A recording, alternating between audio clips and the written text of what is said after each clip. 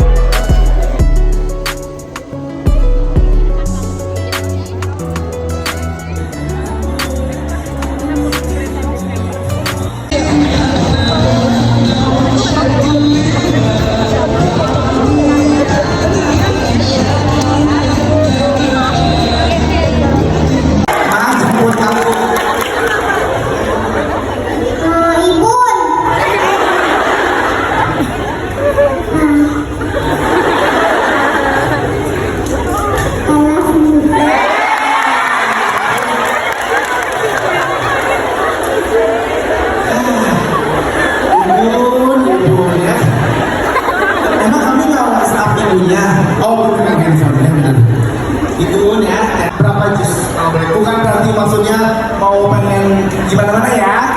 Bukan berarti mau dia. Insya Allah bisa membimbing ya. Udah berapa jus setengah? Jus ya? 15 jus? Setengah jus? Apa-apa?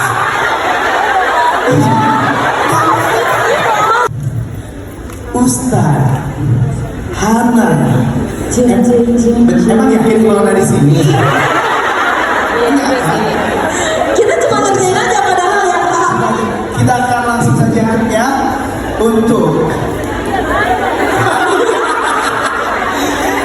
dalam acara sharing time langsung dari Kota Bogor sesi yang ketiga. Please welcome on the stage Ustaz Hanan Attaqi.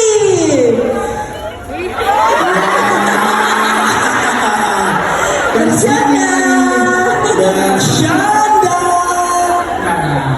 Siap, biar ada gawan aku gitu. Kurang kencang, udah siap semuanya? Masya Allah, ini dia langsung kita panggilkan Ustaz Attaqi. Assalamualaikum Ustaz.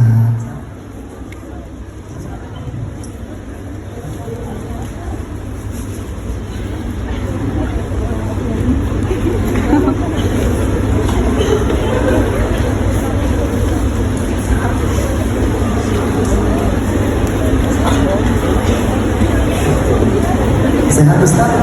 Sehat. Alhamdulillah. Kita lagi akan belajar tentang gimana caranya dibela oleh Allah atau Allah ada ketika kita sedang dalam keadaan lemah.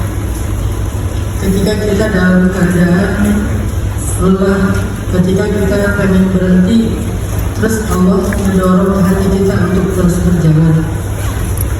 Ketika kita pengen menyerah, Allah membesarkan hati kita untuk berharap. Ketika kita terluka, Allah mengobati luka kita dengan cara-caranya yang istimewa. Kita pengen belajar gimana ya cara melibatkan Allah dalam urusan hidup kita, sehingga kita selalu merasa dibela sama Allah. Sebetulnya kita udah sering merasakan pengalaman itu, hanya kita mungkin belum take note ya dengan pengalaman itu sebagai bentuk pembelaan Allah.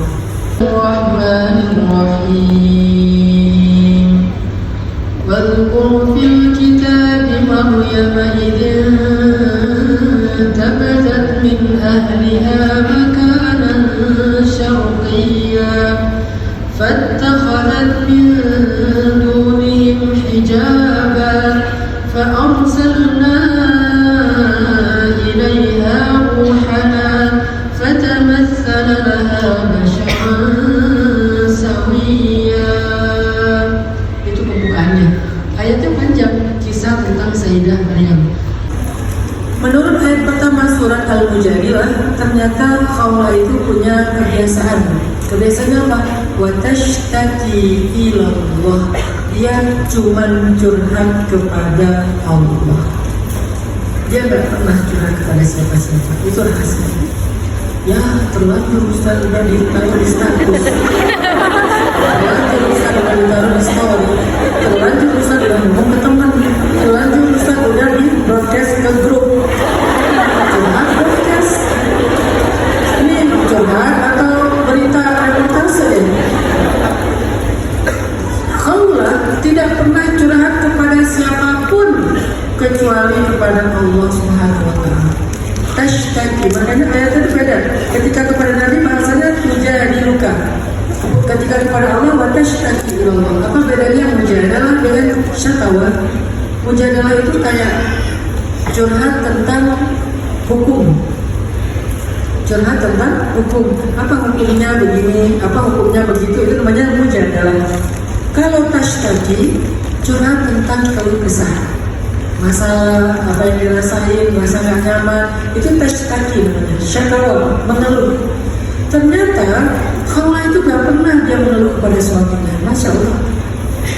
Padahal sejak muda, sejak dinikahi sampai beliau tua, suaminya itu sering banget menyakiti Khawlah, sering banget melukai perasaan Khawlah, sering banget ngata-ngatain Khawlah, temperamen suaminya.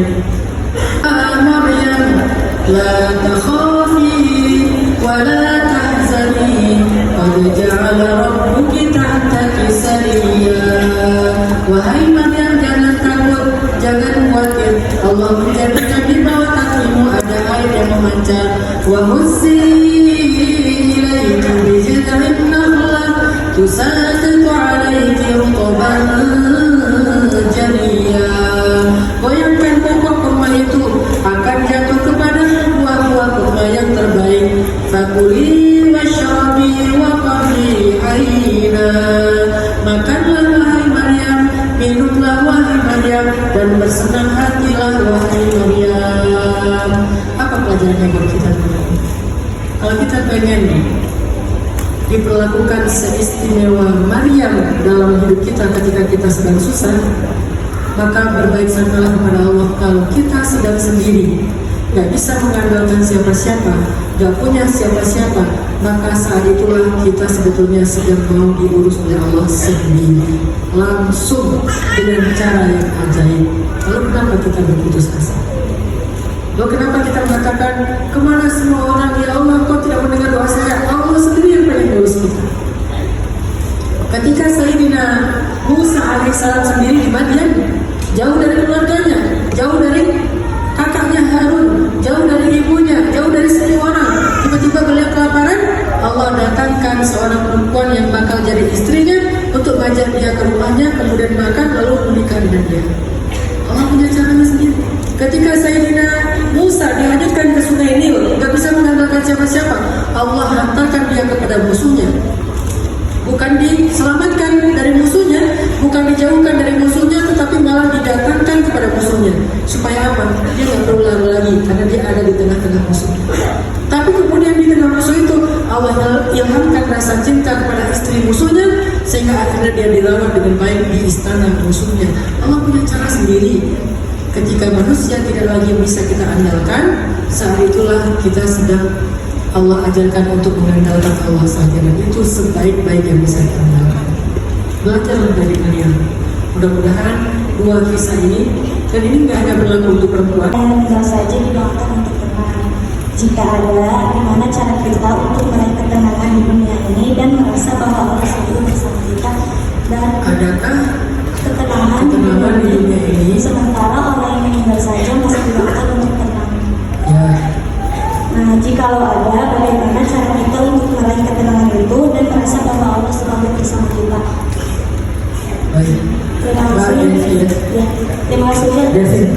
Terima kasih. Assalamualaikum warahmatullahi wabarakatuh. Waalaikumsalam warahmatullahi wabarakatuh. Ketenangan itu ada banyak ya. Kita bisa membaca itu dalam ayat, dalam hadis yang sangat banyak. Yang paling sederhana itu kata Nabi, ketenangan itu ada dalam rumah yang thayyibah. Jadi rumah kalau dalam bahasa Arab itu kadang diistilahkan dengan baitun, kadang diistilahkan dengan ahlun. Kalau baitun itu house, kalau ahlun itu home, atau usroh atau ahlun itu home ya, bukan house, bukan bangunannya, tapi orang-orang yang ada di dalamnya, suasana yang ada di dalamnya. Maka memiliki usroh atau ahlun yang tayyib, usroh yang tayyibah itu adalah ketenangan yang sangat baik dalam kehidupan di dunia. Makanya Nabi Zakaria berdoa, Rabbi habli min ladunka dzurriyyatan thayyibah, keturunan atau Rabbana hab lana min azwajina wa dzurriyyatina qurrata a'yun. Apa arti qurrata a'yun? Penyejuk mata, bukan mata di kepala kita maksudnya di sini. Itu peribahasa Arab. Penyejuk mata itu artinya penyejuk hati. Nah, orang-orang suka mengistilahkannya dengan istilah qurrata a'yunin, mata hati. Oh, suaranya lembut ya. Raihan lagi serak. Oh, gak ini nembaknya langsung ya. Boleh tanya? Oh iya, sekalian.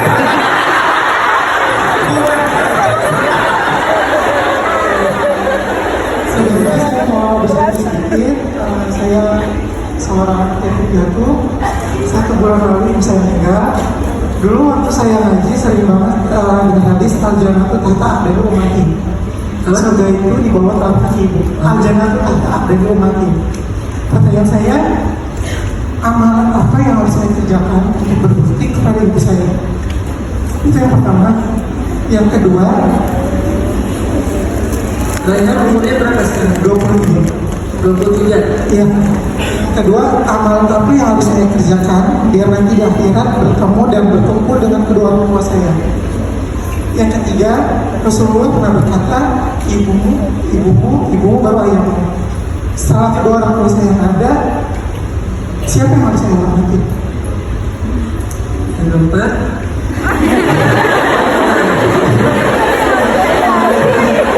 cepat ya, cepat ya. Terima kasih Mas Tani. Gak apa-apa kita merasa kehilangan, tetapi Raihan bukan anak yatim piatu.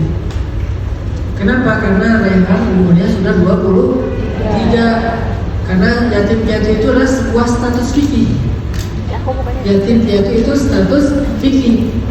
Ketika kita menyandang status itu, nanti akan ada konsekuensi fikih. Kita sebagai anak yatim yang pantas disantuni, kita ngerasa lemah segala macam, itu nggak boleh. Raihan harus merasa kuat dalam menyandang status sebagai laki-laki.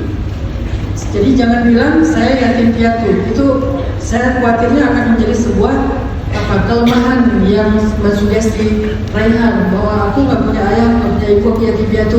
Yatim piatu adalah anak yang usia belum balik, kehilangan salah satu orang tuanya atau dua-duanya, dan dia belum mampu mandiri, sehingga statusnya yatim ataupun piatu yang wajib untuk dinafkahi atau dibantu oleh walinya atau negara.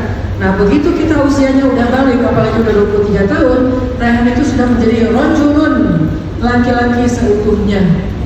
Sudah mampu berdiri sendiri, bahkan mampu mengangkat beban, bukan lagi jadi beban, udah punya kuwatut tahammul. Karena saya juga kehilangan ibu saya di usia 23 tahun, meninggal dalam musibah tsunami.